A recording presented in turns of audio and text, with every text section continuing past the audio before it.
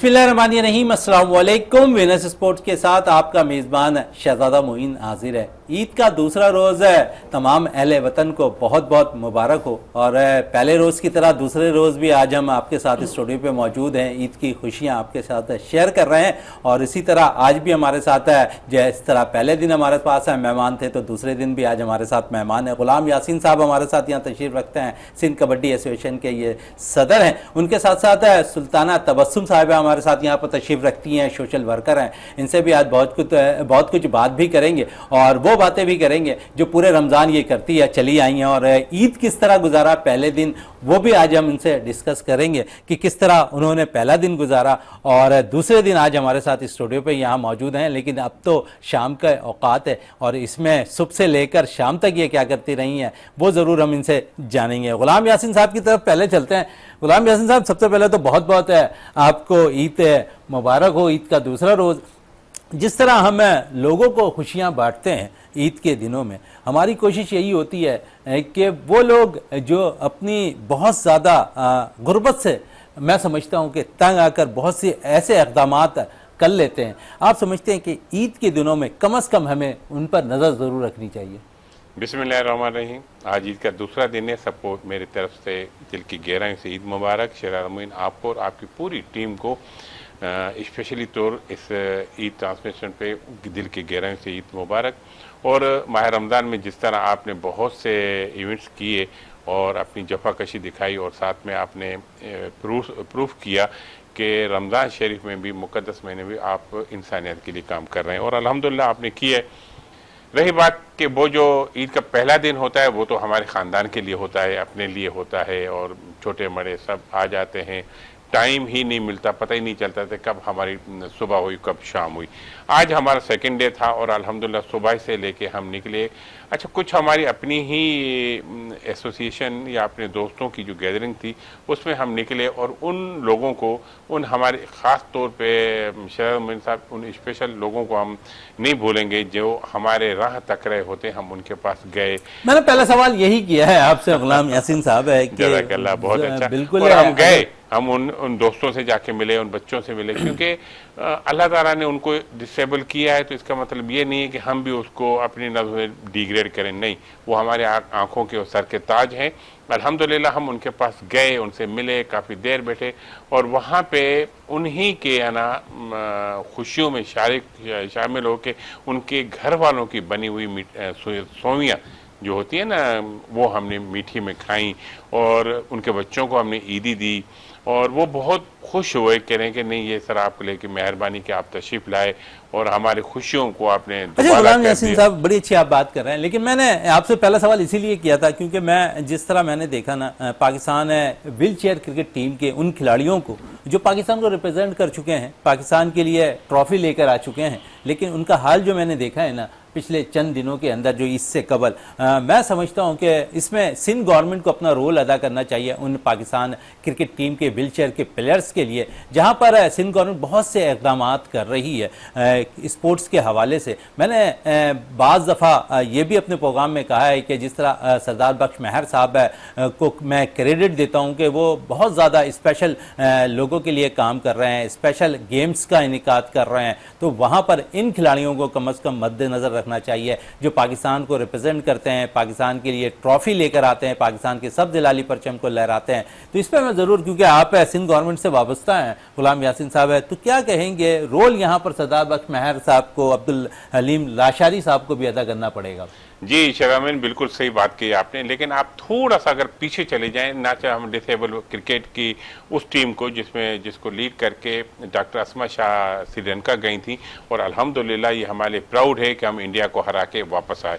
मैं उसी wheel chair की क्रिकेट टीम के खिलाड़ियों की बात कर रहा हूँ। हाँ। आज और अल्हम्दुलिल्लाह आज भी बहुत अच्छे हाल में हैं। डॉक्टर अस्मा शाह ने उनको अपने ही ग्राउंड में उनको रखा हुआ है, उनके लिए हॉस्टल का एहतमाम किया है, उनकी ईद पे भी उन्होंने बहुत उनके लिए किया। डॉक्टर अस्मा शाह से मेरी बात हुई थी ईद पे, तो उन्होंने कहा कि मैं स्पेशल बच्चों में वो चीज़ें डिस्ट्रीब्यूट करती हूँ और ना टुडे इस ईद के नहीं, हर ईद पे उनको ऐसी गिफ्ट वो देती रहती हैं, ले जाती हैं, उनको वो बच्चे उनको प्यारे हैं। देखें, उनके 2 बच्चे डॉक्टर जुनैद शाह साहब और डॉक्टर इमरान शाह साहब के अलावा कहती हैं ये भी मेरे बच्चे हैं जो मेरे सर के ताज हैं, मैं उनको ये मेरा प्राउड है कि वो मेरे कहने पे चलते हैं। और सबसे बड़ी बात यह है कि वो जीत के दिखाते हैं मुझे। उसके बाद जब हम दूसरी तरफ नज़र दौड़ाते हैं तो खालिद रहमानी साहब हमें नजर आ जाता है। खालिद रहमानी साहब ने वो स्पेशल बच्चों को कराची से लेके सिंगापुर गए, इंडोनेशिया गए, मिस्र गए।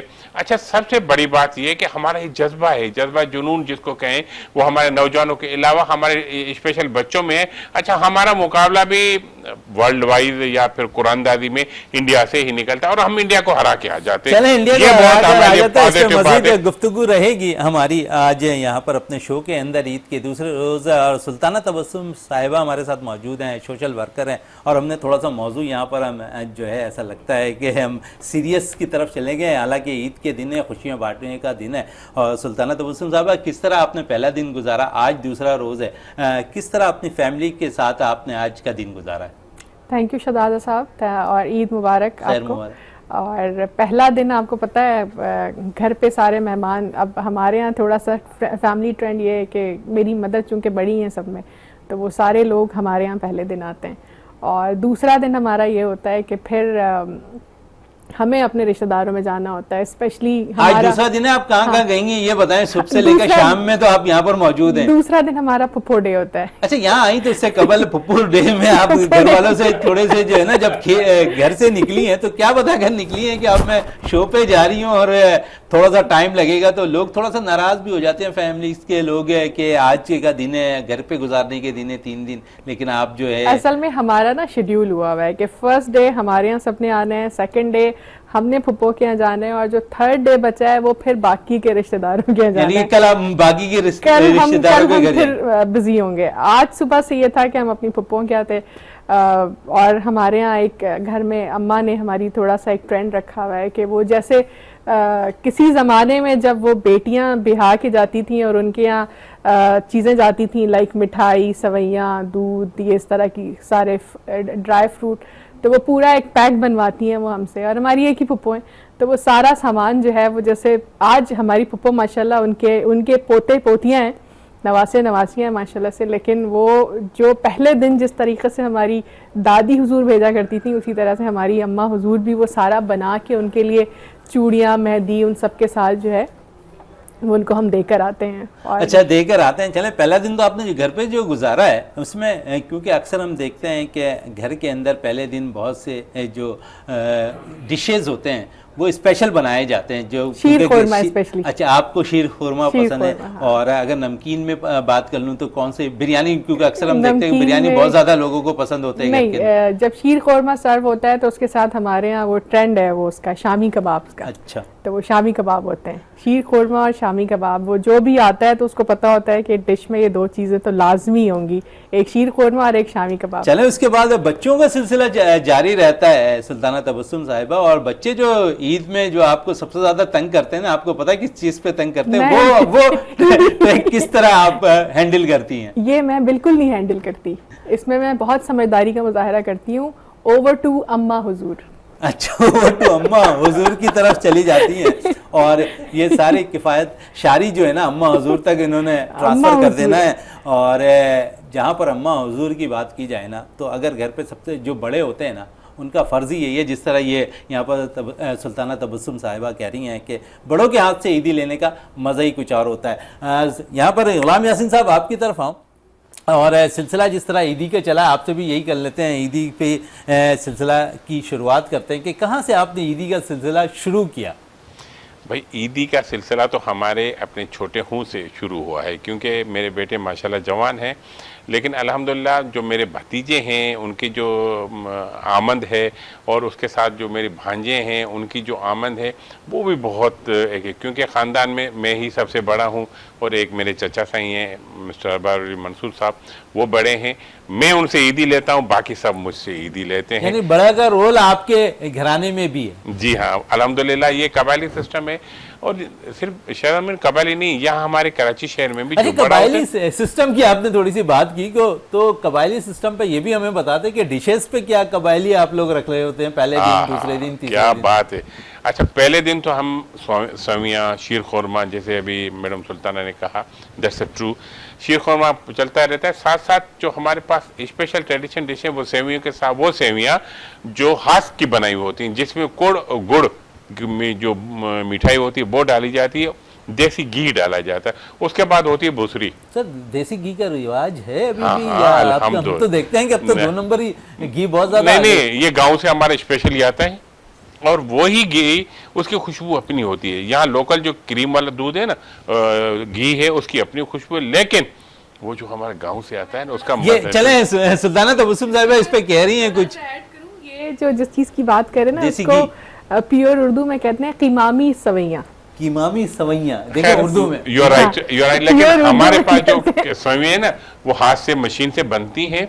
अच्छा, उसी में से मोटी वर्सें होती हैं, उसी में वो डाला जाता है, धूप में सुखाई जाती हैं, फिर वो जो है ना देसी घी के साथ हमें प्रेजेंट की जाती है, साथ में भूसरी की जाती है। ये वो डिशेज हैं कि इनकी डिमांड होती है ईद के दिन, ताकि बहुत टेस्टी होती है, गुड़ के साथ चीज़ें होती हैं, क्योंकि आप जानते हैं कि पुराने दौर में गुड़ ही होता था। आजकल तो चीनी वो क्रिस्टल वाइट हो गया है कि जितना क्रिस्टल है उतना जहर बनता जा रहा है।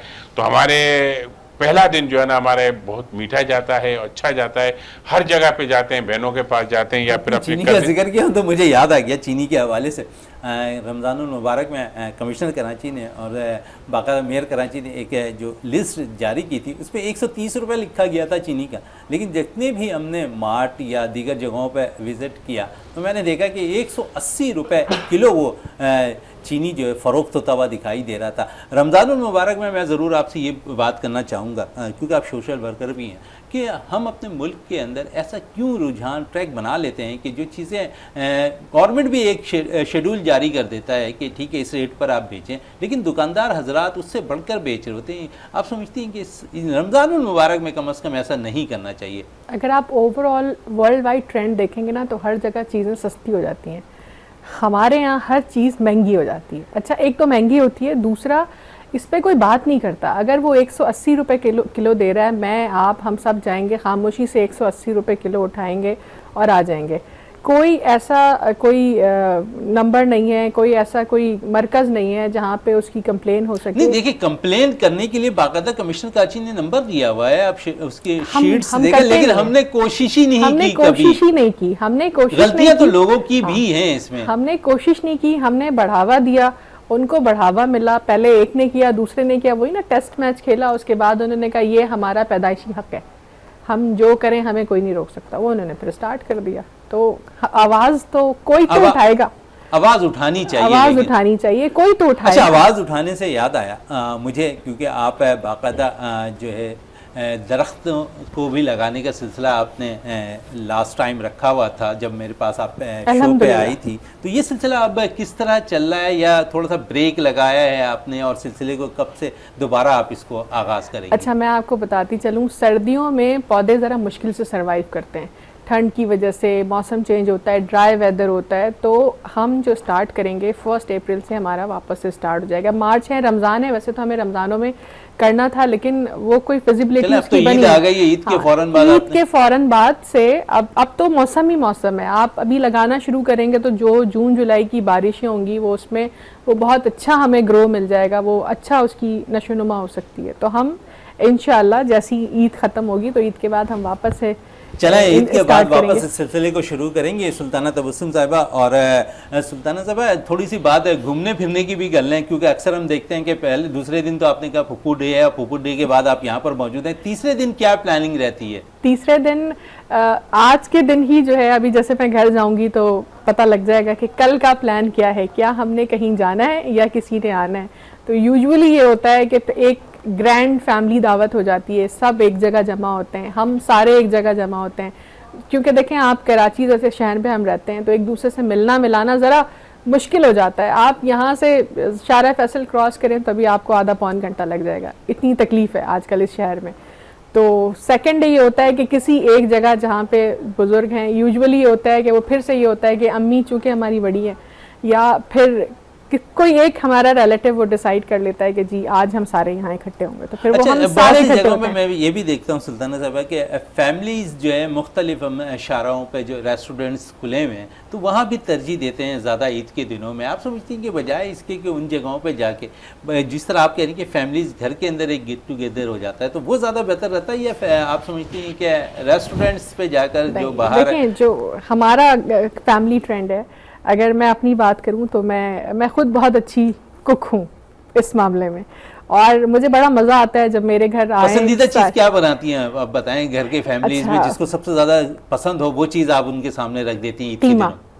कीमा। हाँ, चलें। एक हमारे यहाँ वो प्याज वाला एक कीमा बनता है, तो वो बड़ा हरी मिर्च के कीमे भी बड़े जबरदस्त होते हैं, टेस्टी। हरी वो भी मिर्च बड़े का शौक से मैं खाता हूँ। ये सिर्फ हरी मिर्च, प्याज और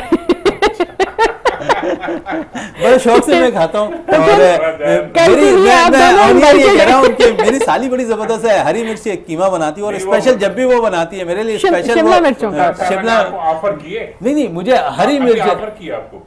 आपने सुना नहीं? नहीं, मैंने नहीं सुना।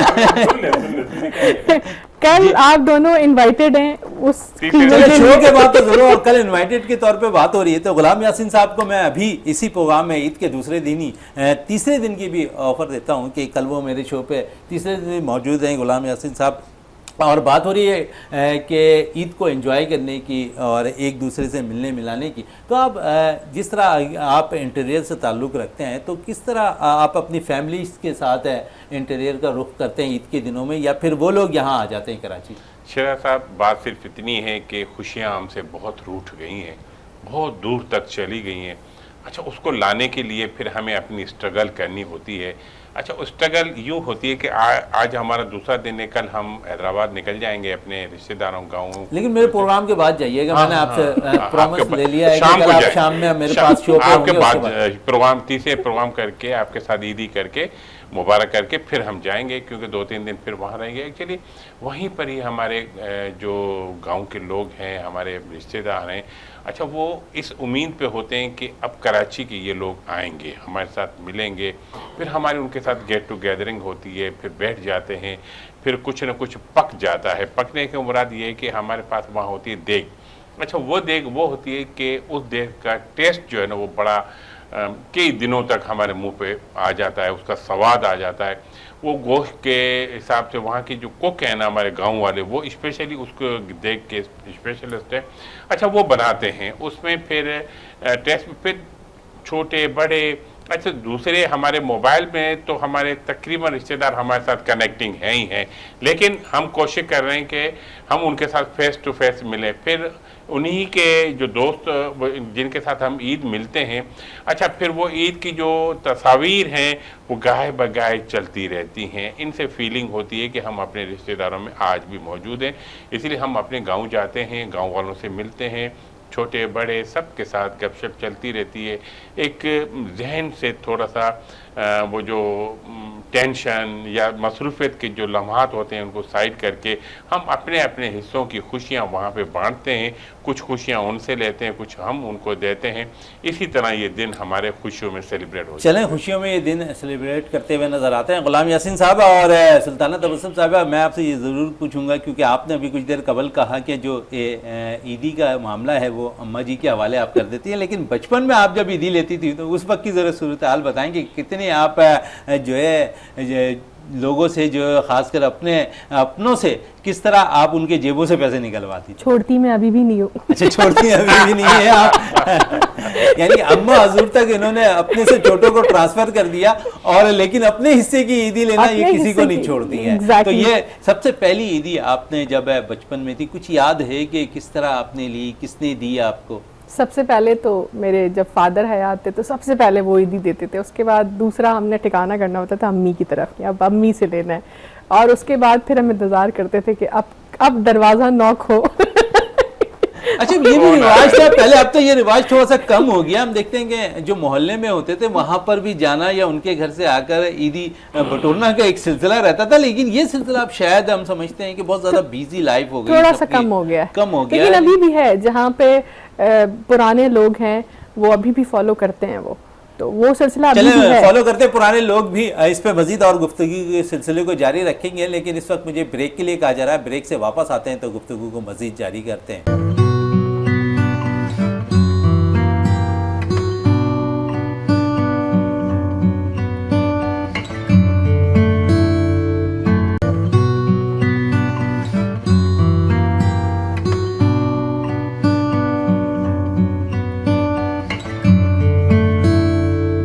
बिल्कुल, जिस तरह हम बात कर रहे थे ईदी के हवाले से, और इसी को यहीं से दोबारा जोड़ते हैं सुल्ताना तबस्सुम साहिबा से, और वालिद और उसके बाद वालदा, और उसके बाद इंतज़ार रहता था दरवाजे पर कि कोई दस्तक दे और घर के अंदर आए, और ना आए तो ये बाहर की तरफ चली जाती थी और फिर ईदी बटोरने का सिलसिला इन्होंने जारी रखा था। कुछ याद है कि बचपन में सबसे ज़्यादा ईदी किस उम्र में हासिल की थी और सबसे ज़्यादा सेव कितना किया था?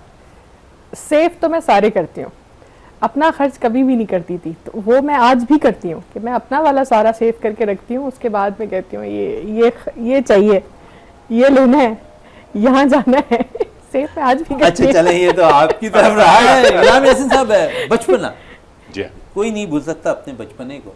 उसी बचपने के हवाले से मैं आपसे पूछना, कितने शरारती थे आप? शरारती तो इतने थे कि पता तब चला जो मेरी टांग में एक बुलेट आके लगी थी, हमें पता ही शरारती थे आप? हमें पता ही नहीं था। तो कहने का मतलब जब उसके बाद फिर हम अपने स्कूल से हैदराबाद से जब मैंने एजुकेशन करके गवर्नमेंट मुस्लिम साइंस कॉलेज में मैंने एजुकेशन एडमिशन ली, तो दिमाग हमारा वही था बचपना और उछल कूद वाला। तो वहाँ पे भी हम लीडर बन गए थे और वहाँ पे पढ़ाई अपनी जगह पे, लेकिन हम सबसे जो इंतहा पद आज तलक जो उस्ताद मोहतरम वगैरह मुझे मिलते हैं वो ये है कि हम उस्तादों की बहुत रेस्पेक्ट करते थे। उस प्रोफेसर अल्ताफ़ अहमद सुमर साहब हमारे प्रिंसिपल थे, हम उसको देख के छुप जाते थे, हम किसी और से नहीं छुपते थे। यानी बड़े मुस्लिम कॉलेज सेंटर की हैदराबाद की वो कॉलेज है जिसमें आए दिन दंगा फसाद होता था, लेकिन अल्हम्दुलिल्लाह प्रोफेसर साहब जब तशरीफ लाए तो उसके बाद फिर कोई लड़ाई झगड़ा नहीं हुआ। अच्छा, मेरे वाले साहब उसी हैदराबाद में एग्जीक्यूटिव एडमिनिस्ट्रेटर थे वहाँ पे, तो वो भी हमें एक मोरल सपोर्ट थी हमें एक किस्म की। तो हमें एक किस्म की शरारतें करना, भागा दौड़ी करना, ये बहुत अच्छा लगता है। उस वक्त भी मैं बहुत से एक्टिविटीज़ में होता था। सिंध फनकार तंजीम हुआ करती थी इसरार शाम साहब की, उसमें हमने बहुत पार्टिसिपेट किया। हैदराबाद के ऑडिटोरियम में हमने बहुत प्रोग्राम्स किए। मतलब ये हमारी उस वक्त की हमारी जो शुरुआत वाली लाइफ थी या कॉलेज लाइफ जिसको कहा जाए, वो हम कभी भूले नहीं थे। जैसे वो याद आ जाता है ना, वो बचपन के दिन, वो कागज़ की कश्ती, वो बारिश का पानी। हकीकत है हम 4 दोस्त थे, जलील अहमद, मोहम्मद इब्राहिम जूनी जो, हबीब रहमान नारेज और मैं, हम 4 थे। इंग्लिश अल्फ़ाबेट के साथ GHIJ, उन्हीं एक साथ हमारी एक सिलसिला था। आज वो सिलसिला कहाँ तक है? आज है अल्हम्दुलिल्लाह। यहाँ तक कि उनका मेरा एक दोस्त है जलील अहमद शेख जो उसी 4 ग्रुप में था, उसने अपनी फ्रेंडशिप को कंटिन्यू करते हुए उसने अपनी बेटी जो है ना मेरे बेटे को दी है। यानी मेरे रिश्तेदारी, दोस्ती को रिश्तेदारी में हमने तब्दील किया। आज भी वही 4 दोस्त से हम मिलते हैं, गपशप होती है माशाल्लाह। वो हबीब रहमान फिशरीज में असिस्टेंट डायरेक्टर है, वो अकाउंट ऑफिसर है OGDC में, और जलील अहमद शेख वापडा में जो पावर प्लांट है उसमें एग्जीक्यूटिव ऑफिसर है। बात यह है कि हमारे वही सिलसिला अभी तक चलता आ रहा है। हम एक दूसरे के घरों में आना जाना वही सिलसिला है। उनकी वालदा से हम ईद लेते थे जलील अहमद की। ये वो सिलसिले हैं जो मेरे लिए बहुत बड़े एसेट्स हैं। मेरे लिए बहुत खुशी की बात है कि मैं अपने उन दोस्तों को याद करता हूँ। उन दोस्तों को नहीं भूलें आज तक। सुल्ताना साहिबा आपकी तरफ भी और दोस्तों से, क्योंकि स्कूल, कॉलेज, यूनिवर्सिटी लेवल से लेकर अब तक कोई ऐसा दोस्त है जिनके साथ आप अब तक वैसे ही आप दोनों की दोस्ती कायम है? हाँ है, इनफैक्ट हमारे बच्चों की भी है। मतलब हमारे साहबजादे और उनकी साहबजादी आज भी मतलब इस तरह से है कि जैसे हम अब बड़े हो गए, अब हमारे भी बच्चे हो गए, अब हमारे बच्चे आपस में दोस्त हैं। तो वो ये सही कह रहे हैं, एक एसेट होता है, एक अच्छा दोस्त आपकी लाइफ में होना, अच्छे दोस्तों का होना, इट्स अ ब्लेसिंग। बिल्कुल, बड़ी अच्छी बात कही। अच्छे दोस्तों का होना एक अनमोल, अगर मैं कह सकता हूँ कि वो एक दोस्ती की निशानी होती है। गुलाम यासीन साहब, थोड़ा सा लाइफ पे आ जाए, और शादी आपने पसंद से की है या फिर घर वालों की? बस जी ये बहुत बड़ा आलिम है शादी हो गई, शुक्र है रब का, ये बड़ी बात है। क्योंकि जब कॉलेज लाइफ से निकले तो शादी के बंधनों में बंध गए। मोहब्बत की कभी जिंदगी हाँ, में? मोहब्बत तो अभी भी करते हैं वालिदैन से, तो चलती रहती है। बहुत से, क्योंकि आप माशाल्लाह से स्मार्ट थे, स्कूल कॉलेज यूनिवर्सिटी लाइफ में कोई अफेयर शायद बहन हुआ यूं था मैं आपको बताऊं कि जब हम कॉलेज लाइफ में थे ना, स्टूडेंट लाइफ में, तो वहाँ लीडर थे, हम किसी के साथ अफेयर कर नहीं सकते। लीडर के अरे पास तो नहीं ज्यादा नहीं बॉस, हम कर नहीं सकते थे, हम डरते थे कोई हमें उंगली ना उठाए। मीडिया से ताल्लुक था, हैदराबाद प्रेस क्लब में हमारा शाम का बैठना होता था। अच्छा, इसरा शाम, इमदाद हुसैनी साहब, निसार हुसैन साहब और निसार साहब, ये जो है टेलीविज़न के बहुत बड़े नाम है। अच्छा, इनके साथ हमारा उठना बैठना था। हम अवॉइड करते थे कि किसी ऐसे, जुबैदा कॉलेज में मैं खुद प्रोग्राम करने जाता था, अवेयरनेस के प्रोग्राम करने जाता था, लेकिन सवाल ही पैदा नहीं है कि हमको। अच्छा, फिर जब वहाँ से निकले, फिर एजुकेशन, फिर हम कराची में आ गए। कराची में फिर वो जॉब के सिलसिले में फिर पता ही नहीं चला ये लाइफ कैसे गुजरती चली गई, अल्हम्दुलिल्लाह। लेकिन इतना ज़रूर है कि I am very happy in my life. चलें, आप लाइफ में हैप्पी हैं और हमारी दुआ है कि हमेशा हैप्पी रहें, ज़िंदगी को हैप्पी लाइफ की तरह गुजारें। और सुल्ताना तबस्सुम साहिबा, आपकी तरफ भी आऊँ और फिर यही सिलसिला आपसे भी पूछूं कि किस तरह आपने अपनी ज़िंदगी को आगे की तरफ लेकर आए, किस तरह आपने स्कूल लाइफ में कोई अफेयर वगैरह चला आपका भी या नहीं? ये तो बहुत मसरूफ़ थे और हम बड़े एम्बिशियस थे। फिर बहुत ज़्यादा यहाँ पर कशिशें तो आ रही हो। वो आज तक हैं, मतलब वो आजकल के नौजवानों में जब कभी वास्ता पड़ता है, कोई HR मीटिंग या इस तरह की कोई चीज़ या कोई डिस्कशन होती है, ख़ास करके जब कोई सेशंस वगैरह हमारे होते हैं, तो उसमें यूजुअली जब उनसे पूछें तो उनका कोई लाइफ को लेके मेजॉरिटी, आपके पास कोई करियर पाथ नहीं है, कोई आपके पास कोई स्ट्रैटेजी नहीं है, कोई आपकी लाइफ का एम नहीं है। यूजुअली जब इनसे आप पूछें ना, तो वो जी बस वो फलाने ने ये वो किया था तो मैं भी वो कर लूँ। कोई मकसद, कोई डायरेक्शन, ये मिसिंग है आजकल हमारे लोगों में। अगर हम देखें, ये आप तो समझती हैं कि बहुत ज़्यादा हम मोबाइल की तरफ आ गए, तो शायद इस पे बहुत ज़्यादा इस वजह से हो गई। इसको आप मोबाइल को जिम्मेदार नहीं कह सकते। हमारा प्रॉब्लम ये है कि हम अपनी चीज़ों को डिस्कस नहीं करते अपने दोस्तों के साथ, अपने घर वालों के साथ। आपके पेरेंट्स से अच्छा दोस्त कोई नहीं हो सकता। आप अपने माँ बाप से ही डिस्कस नहीं करते। अच्छा, कुछ जगहों पे ऐसा भी देखा गया है कि वो इम्पोज किया जाता है कि जी ये हमने कह दिया तो आपने यही करना है।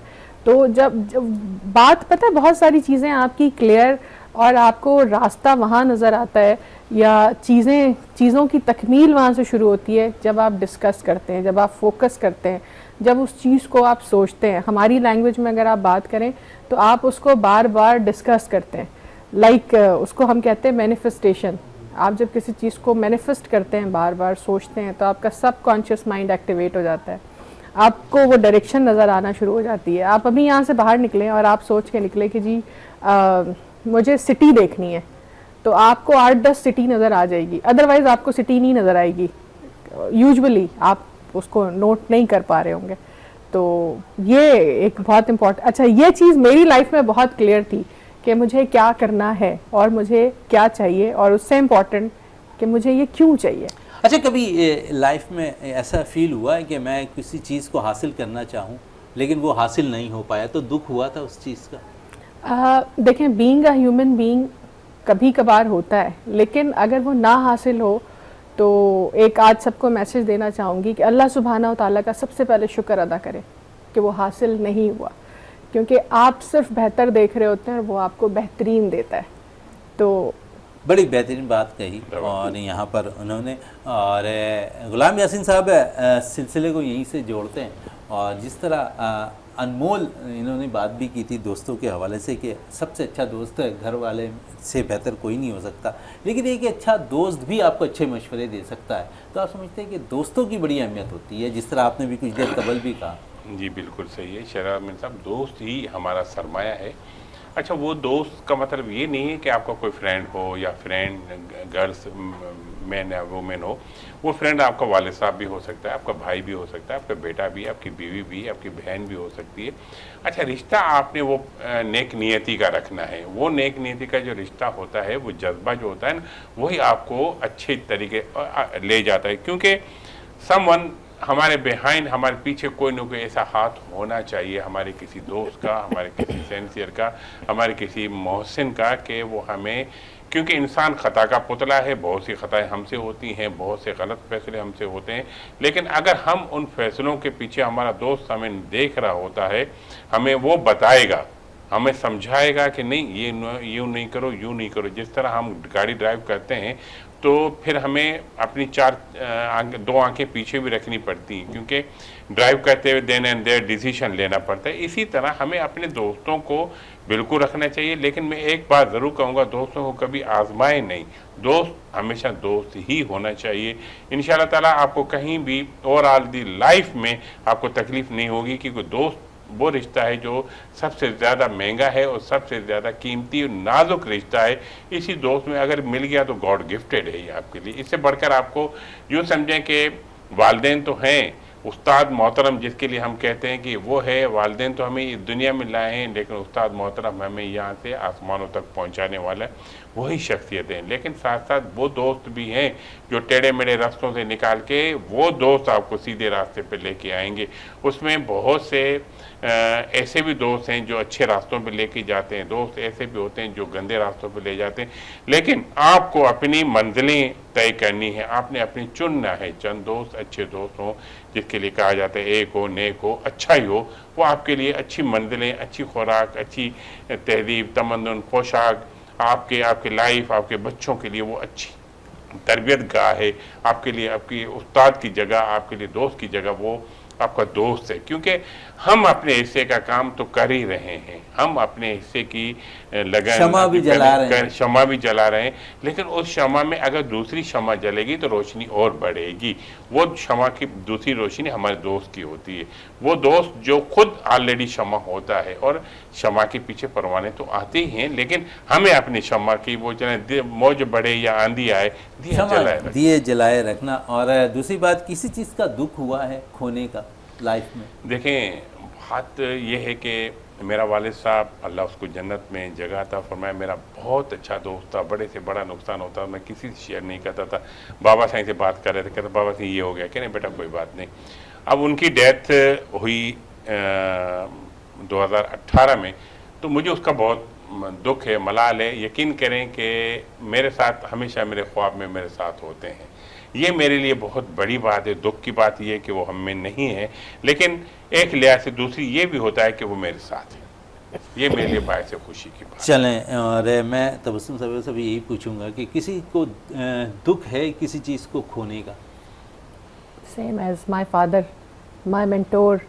और कहना चाहिए कि शायद अगर वो आज ज़िंदा होते तो मैं शायद और कहीं बहुत आगे होती, क्योंकि वो हर कदम पे जो उनकी रहनुमाई थी और बहुत दूर अंदेश थे। वो हमेशा, हम 3 बहनें हैं तो उन्होंने हम तीनों बहनों को ऐसे प्रिपेयर किया है कि वन मैन आर्मी, आप हर चीज़ में स्ट्रॉन्ग हो, आप हर चीज़ खुद करें।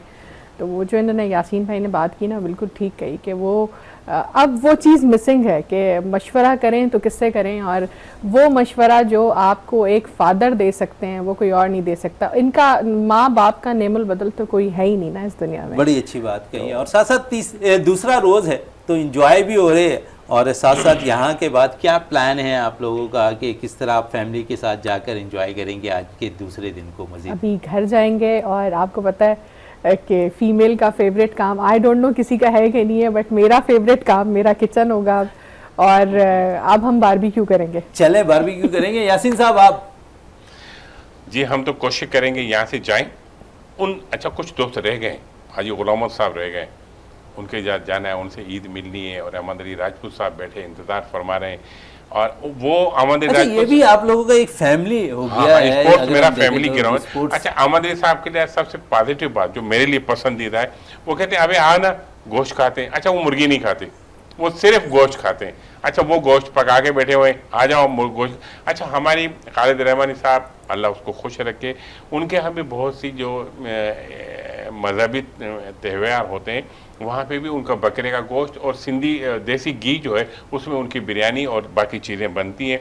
तो ये सब हम अहमद अली राजपूत, जिसको हम अपना लीडर भी कहते हैं, उनके पास जाएंगे, उनके साथ बैठेंगे और मटन शटन का बाकायदगी के साथ खुले दिल के साथ इजहार करके खाएंगे और रात को घर की तरफ लौटेंगे। चलें घर की तरफ लौटेंगे, लेकिन आखिरी में मैं क्योंकि चंद मिनट्स रह गए हैं तो मैं ये ज़रूर कोई पैगाम जो आप अहले वतन को ईद के दूसरे रोज़ देना चाहें। शहजाद मोइन साहब, मेरी सबसे ये रिक्वेस्ट है, मेरे भाई देखने वाले सुनने वालों को ये रिक्वेस्ट है, आप अपने हिस्से का काम करें, आप नेकियां करें, आप कोशिश करें कि किसी का दिल ना दुखाएं। आप चलते हुए चलते जाएं, लेकिन साथ साथ वो काम करते जाएं जिससे आपकी और आपके बच्चों के लिए आसानियाँ हो। अच्छा काम करें, आप ट्री प्लांटेशन करें, उन स्पेशल बच्चों के लिए जो है ना आप उनके लिए काम करें और उनकी खुशियों में आप अपने आप को शामिल करें। स्पोर्ट्स हमारा एक एम्बेसडर और वेलफेयर एम्बेसडर है, हम उसमें इंजॉय करते हैं, खुशियाँ बांटते हैं। अच्छा, खुशियों के भी बहुत से तरीके हैं, आप सब अपने अपने हिस्सों की खुशियों को बांटते रहें, हंसते रहें, किसी के साथ नफरत ना करें, किसी को बुरा भला ना कहें, ना किसी को गाली दें, ना गाली किसी की सुने। आप अपने राह पे चलते हुए खुशियाँ बांटते हुए निकल जाएं। खुशियाँ बांटते रहें, ये पैगाम था गुलाम यासीन साहब का। सुल्ताना तबस्सुम साहब, आखिरी कोई पैगाम अहले वतन के नाम? एक इम्पॉर्टेंट मैसेज देना चाहूँगी सबको, जो एक मिसिंग एलिमेंट आज के दौर में थोड़ा सा मैं महसूस करती हूँ, ख़ास करके यंगस्टर में, कि हम अपने बड़ों के पास अब बैठते नहीं हैं, उनसे बातें नहीं करते, उनको टाइम नहीं देते। और एक दफ़ा ज़रा वो कहते हैं ना, फ़िल्म को रिवाइंड करें, अपने पुराने दौर को, किस तरह हम अपने दादा दादी, नाना नानी और उनसे पहले किस तरीक़े से हमारे वालिद वालिदैन किस तरीक़े से ईद को गुजारा करते थे। तो एक दफ़ा अगर हम वो भी कहते हैं ना कि डीप इनसाइड अगर आप उसको कर लें तो अगले साल तक आपको उस ईद का मज़ा आता रहेगा। बड़ी अच्छी बात कही कि अगले साल तक ईद का मज़ा आता रहेगा। और यकीनन जब अपने वालिदैन के साथ बैठें, अपने बड़ों के साथ बैठें, तो बहुत कुछ सीखने का भी मौका मिलता है। और ईद के दिनों में कम से कम उन्हें नहीं भूलना चाहिए, उनके साथ गेट टुगेदर ज़रूर रखनी चाहिए और उनके साथ मज़े मज़े की बातें भी ज़रूर उनसे सीखने को मिलती हैं। और जब आप उनके साथ टाइम गुजारेंगे ना, तो बहुत कुछ वो आपको सिखाते हुए भी नज़र आएंगे। यकीनन ईद के दूसरे रोज़ आपको हमारा ये प्रोग्राम स्पेशल स्पोर्ट्स का पसंद आया होगा, जहाँ 2 स्पोर्ट्स के पर्सन मौजूद थे और जिस तरह कोशिश की हमने कि इनसे उनके ज़िंदगी के हवाले से भी बहुत सी बातें करें। आज सब कुछ उनसे बात भी की और उम्मीद करते हैं कि इसी तरह हमारा जो सिलसिला है वो जारी रहेगा। और ईद के दूसरे रोज़ तमाम अहले वतन को एक दफ़ा फिर मेरे दिल की गहराइयों से बहुत बहुत ईद मुबारक। इस साथ अपने मेज़बान शहजादा मोइन को इजाज़त दें। पाकिस्तान जिंदाबाद।